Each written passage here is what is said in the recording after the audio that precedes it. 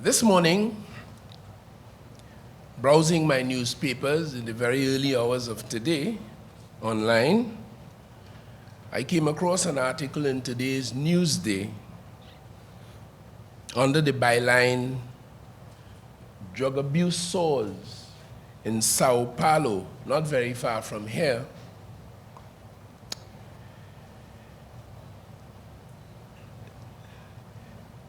It reads in part, "The decline of the downtown area in Sao Paulo, Brazil, has accelerated over the last year. Crack users seem to be everywhere, roaming the central streets of South America's biggest city. Shop owners worry about robberies and residents fret about muggings. And with a haphazard effort by the city to turn things around, it is no wonder that for the first time in years, locals are moving out. Those affected, of course, shop owners, residents, the users themselves, and of course, law enforcement authorities. This shop owner, Mr. Alvarez, who worked there for about 3 decades, say recently he had to start arriving at work at 6 a.m., 1 hour earlier than he normally would for all of those decades, so that he can clean the human waste from the curb outside of his very prestigious jewelry store. He describes it as the worst hour of his day. These people weren't here before. They used to stay in the same place a few blocks away. Now they wander around. They sleep anywhere, and they do these things in the open. It is now called Crackland, and it has expanded into surrounding neighborhoods, including the city's most popular district for electronics. And so the article continues. Members of the diplomatic corps, in particular, His Excellency, Mr. Peter Cavendish, Ambassador of the European Delegation to Trinidad and Tobago, Mr. Gary Joseph, Permanent Secretary in the Ministry of National Security, Mr. Farouk Hossain, Permanent Secretary in the Ministry of Youth Development and National Service, other officials and staff of both the Ministry of National Security and the Ministry of Youth Development and National Service, the Chief of Defense Staff, Air Vice Marshal Daryl Daniel, other members of the Trinidad and Tobago Defense Force, commissioned ranks, particularly Commander Jasper, the military liaison officer. In his absence, Commissioner of Prisons, Mr.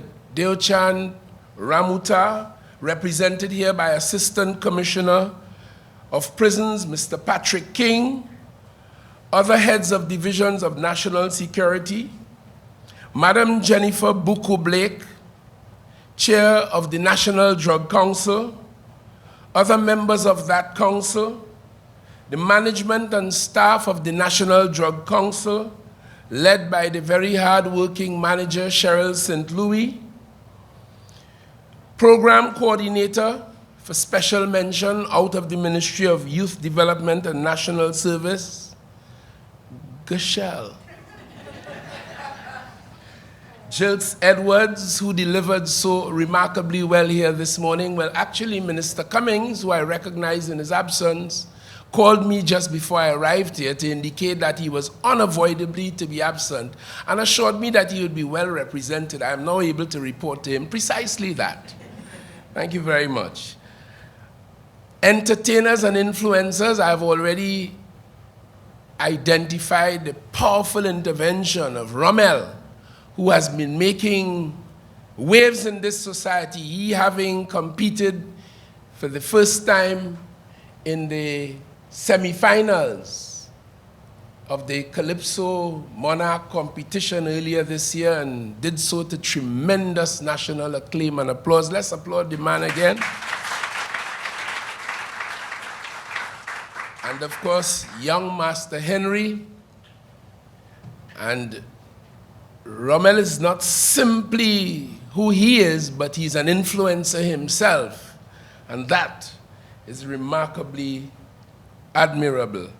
Other specially invited guests, representatives and participants in the Civilian Conservation Corps or MILAT program, Princestown Prison Youth Club, and the University of the Southern Caribbean's Pathfinders Marching Band, members of the media, very distinguished ladies and gentlemen, and every one of you youth citizens present here today.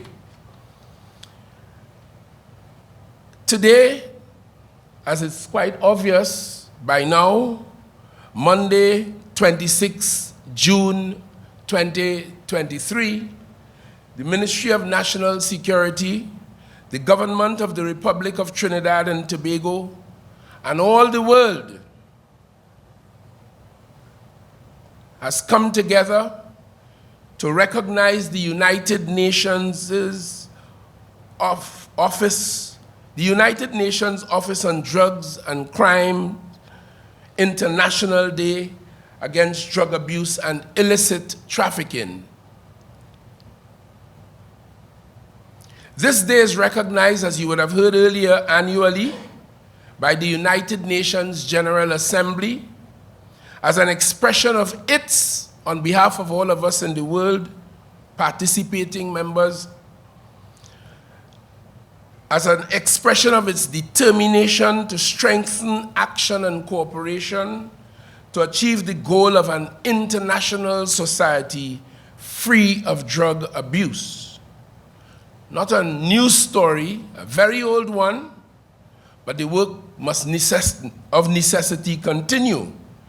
This year's theme, People First, Stop Stigma and Discrimination, Strengthen Prevention, gives voice to the intent of the UN report on drugs and crime as it urges nations to combat, and I quote, combat drug abuse by putting people first, by empowering young people and communities to address drug control. Naturally, this includes ensuring that the issue of drug control is efficiently managed as we keep the public informed on all developments pertaining thereto. We seek to create in Trinidad and Tobago a society in which all of the basic needs for the development of our young people are met, are satisfied. A society in which each individual is valued and given the opportunity to contribute. In essence, we must put them first and nurture them as our greatest national asset. Our most vulnerable, particularly our children and the youth, are to be cared for and treated with dignity and respect. Our focus has been on providing an environment that teaches, promotes, and reinforces positive behaviors and providing the skills needed so that you can empower yourselves. So we try to reinforce and reward positive behavior, and we try to discourage rewarding negative behavior. This means that we must continue to work to eradicate poverty, which is a major challenge everywhere in the world, in this capitalist world, and to eradicate inequity, discrimination, economic and social marginalization, diseases, and generally poor health, as well as substandard living conditions. They do exist, every one of them, but the constant struggle for decades in this country has been to eliminate those, whether it is through the housing program, the Ministry of Social Development, the Ministry of Education, the now standalone Ministry of Youth Development and National Service. All of the efforts of the government has been to eradicating those social ills. We must also build a society that shares the social attributes and cultural norms of trust, goodwill, honesty, respect, tolerance, integrity, benevolence, civic pride, social justice, and community spirit. Over the past few decades, organized crime, a challenge to every one of those. Those who come together, organize themselves, using the technology that we use, using the money that they raise, and focus on the perpetration of organized crimes of all descriptions are a serious challenge to these efforts. And therefore, this has provided a catalyst for many of these ills, including, and not the least, violent crime, drug abuse, and drug trafficking. Organized crime, as I have stated before, has professionalized drug manufacturing and trafficking. It has made it transnational, generating large income streams from that trafficking and sometimes extortion. Our young people are therefore in grave and deep and serious and threatening danger on a daily basis, on an hourly basis, everywhere.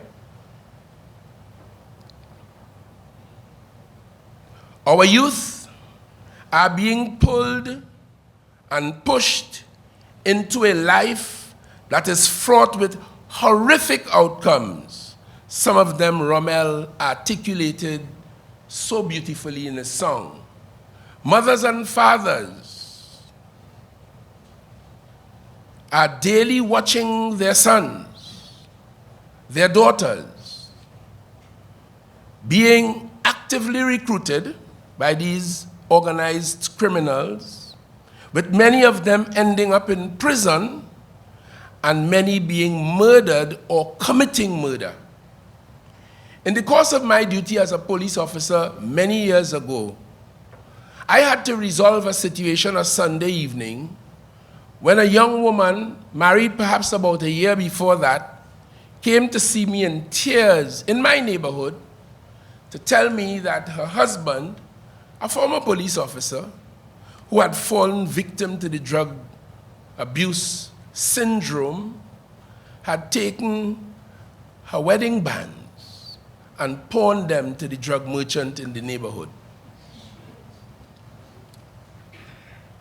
Now, for those of us from the old days, that is a serious and sacrilegious activity because, I mean, marriage is already a very sacred and beautiful thing, God-given thing.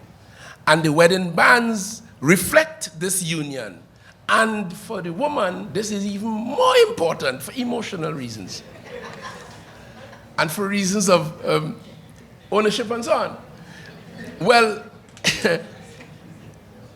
this brother, having lost his mind in the dirty and murky world of drug use, and an ordinarily beautiful brother, I knew him, I worked with him.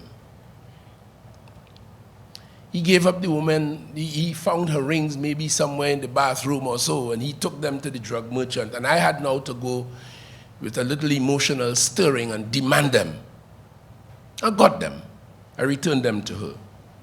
I also had reason as a police officer to treat with a situation where a young man drove his car up a lane, jacked up the car, and took off, the car didn't belong to him, and took off the 2 back wheels and sold them.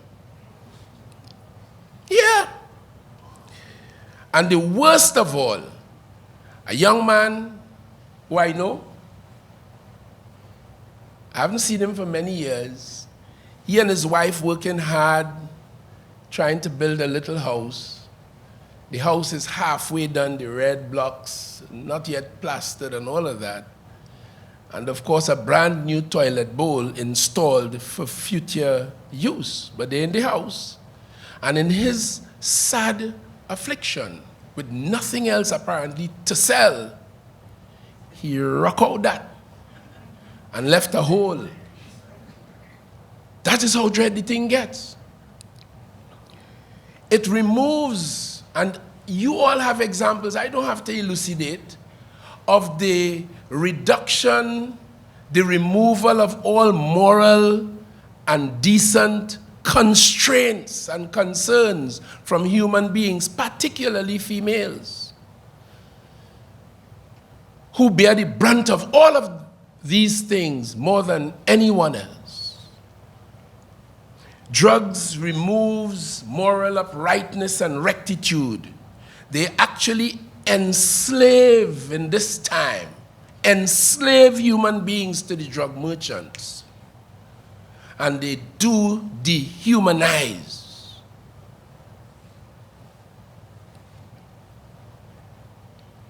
They take away your manliness, your womanness, your humanity, and reduces you to something far less. Law enforcement, the family, parents, the NGOs, faith-based organizations, in fact, the entire society has to respond to this. Hence, our recent region-wide approach to treating violence and crime as public health concerns. When I read what I read out of Sao Paulo in Brazil, I can easily see why that has to be treated as a public health concern. When I read recently, as I told you, Madam Buku Blake, over 7,000 young people in a country in Southeast Asia, Thailand, afflicted drug addicts and having to be dealt with in that society in the ways that they have to. It is indeed a matter of public health concern. There's no gainsaying, no denying that youth violence or young persons participating in antisocial behavior is one, if not the most critical issue facing our country and our region today. If we do not attend to this matter with urgency, as Rommel told us, we are at the risk. Rommel started off today saying, I hope I'm getting it right from my recall, that we are not losing, but we run the risk of losing if we don't step it up. And I think he's right. The imperative explains our government's focus on robust border security to protect these nasties from coming in onto you like a tsunami, and our very active and developing gun retrieval program, which the police here and the Defense Force are very familiar with as an ongoing exercise. Because as Rommel told us, all they want is a AK-47 with a full clip.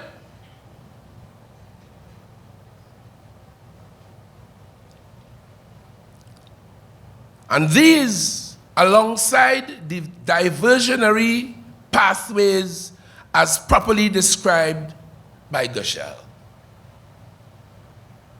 And this is why I'm so proud of the Ministry of Youth Development and National Service, because it is a standalone ministry designed for one purpose and one purpose alone. And that is to deal with that constituency of some 498,000 citizens of this republic between the ages of 10 to 35 years, creating pathways away from the dehumanizing, dirty, bloody, murderous, murky, going nowhere world of drug engagement. And there are some who feel that they could trade in it, because there are fellas will tell you in the communities that they sell, but they would never use. Well, they're worse. Because they're wise enough to know that this is dangerous. But it's a business model, and they are prepared to make money on your backs, on your expense, and on the tears of your mothers and your fathers and your wives and your girlfriends. Individuals and communities, therefore, must become more resilient and resistant to attempts by drug merchants to infiltrate and to ensnare us. I know a community, I know one personally, witnessed it actually, not recently, so I don't want the media getting it wrong. Long before I became involved in public life, and certainly long before I became the Minister of National Security. I hope the media understand that. But I know a community where the guys in the community discovered, some Rasta man discovered that one man was bringing cocaine in the community and selling it. And they took umbrage, they took offense at that, and properly so. And they warned him on a few occasions and discovered that he was persisting. So they took collective action to get him out of the community, and they did so successfully.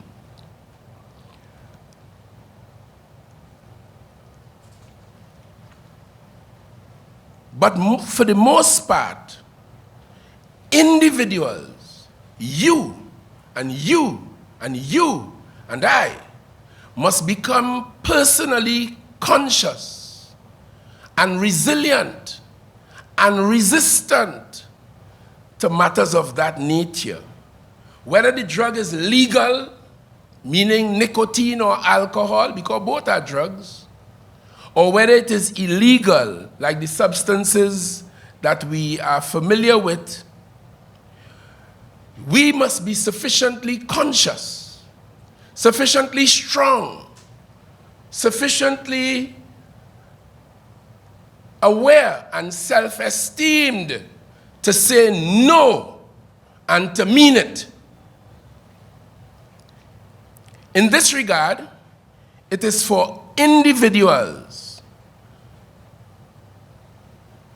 to build ourselves up in that resilience.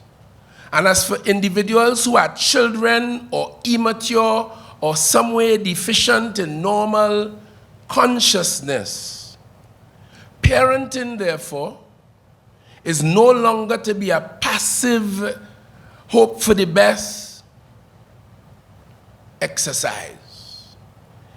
There has to be a bolder, more interventionist, more active involvement on the part of parents and guardians and law enforcement to protect and to defend children from those who seek to capture their little souls, ensnare them, enslave them, dehumanize them, purely for the sake of the mighty dollar.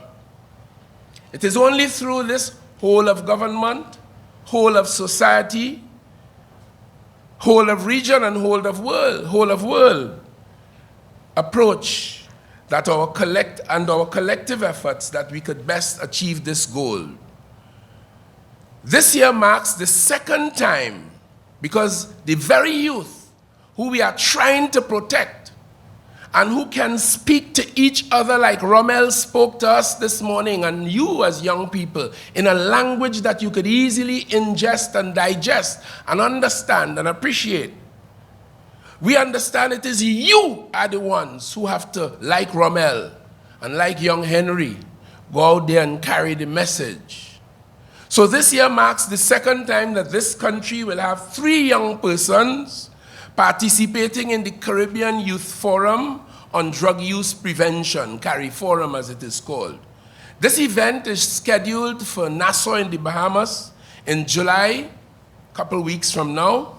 Well, July starts in a few days, and our youth leaders will act as drug prevention ambassadors for our country. They will showcase leadership qualities by designing youth-led projects in drug use prevention on behalf of all of us. Evidence from evaluated youth violence prevention programs internationally indicate that the earlier the investment in an individual, the greater chance that violent and antisocial behaviors can be averted, prevented through adulthood. And the more cost-effective the investment, Cubs, therefore, Scouts, Pathfinders, music band, marching band, and such activities, cadet force, sporting engagements, and such like are very, very useful, very relevant here. And there's growing evidence that the youth can be diverted from offending when appropriate policies and interventions are made. In this regard, it is important to note that the implementation of the National Drug Policy and its operational plan, both approved by the Cabinet on behalf of all of us for the years 2021 to 2025, signals this government's commitment and our determination to effectively bolster the operational structure of this resistance to ensure the well-being of all of our citizens, particularly the youth. The application of such coordinated interventions will contribute to the reduction of the harms caused by drug trafficking and the abuse that follows, and the related criminal activities that follow.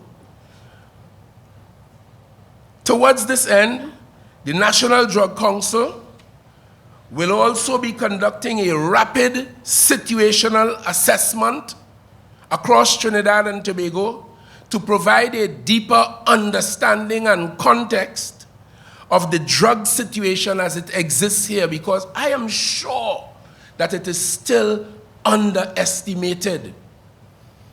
I am sure that there are many people in this country outside of the world of drug trafficking and drug use and the Zesa parties where the pills are available on a daily basis, on a nightly basis, dressed up in all kinds of attractive ways.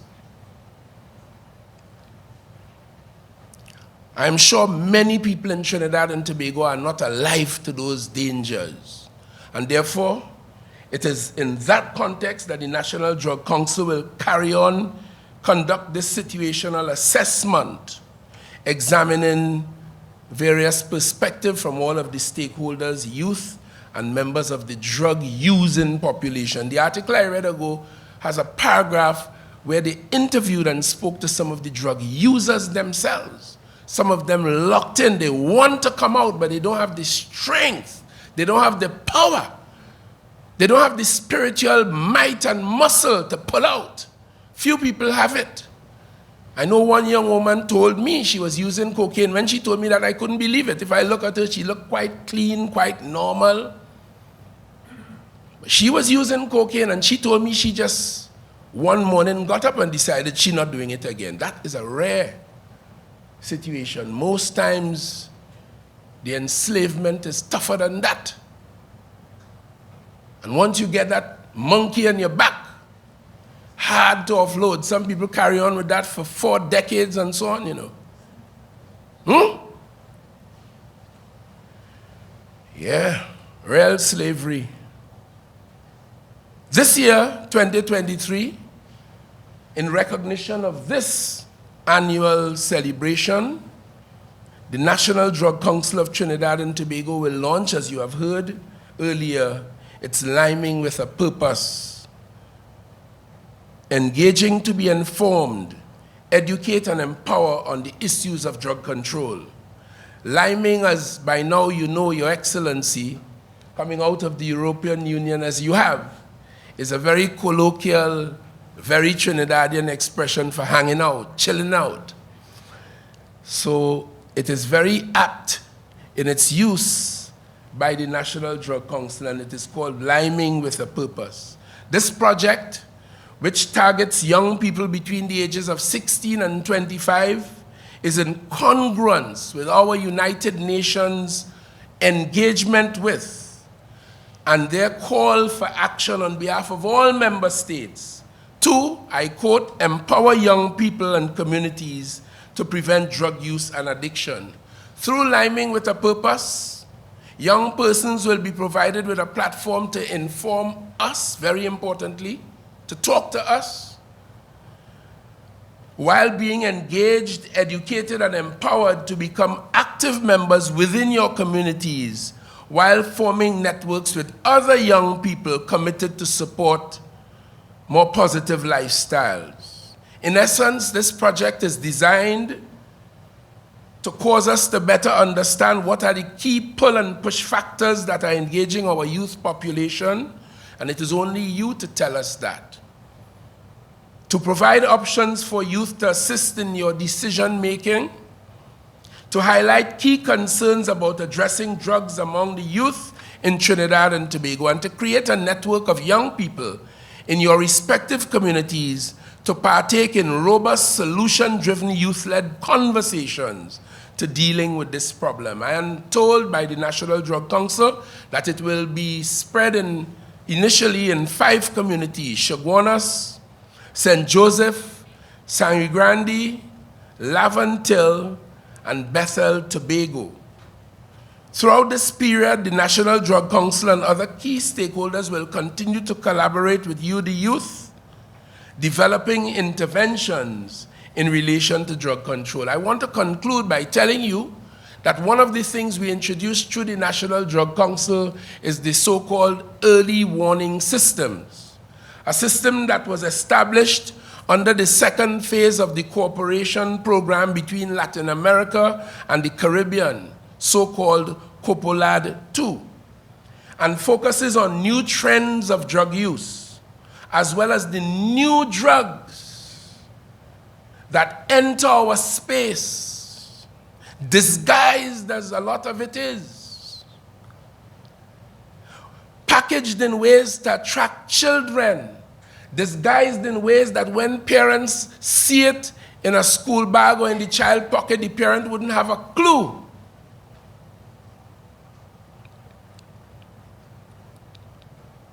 So this early warning system has revealed a number of synthetic drugs to be identified, which contain chemicals that are obviously detrimental in the ways we have already described.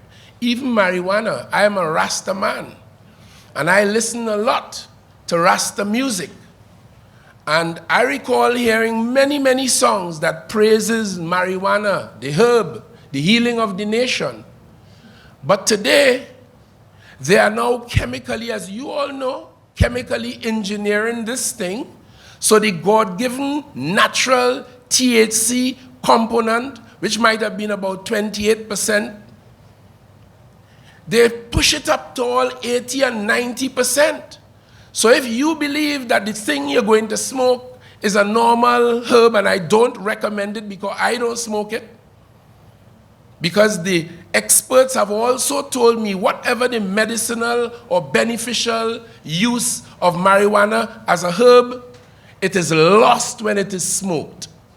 The worst way to use anything is to smoke it.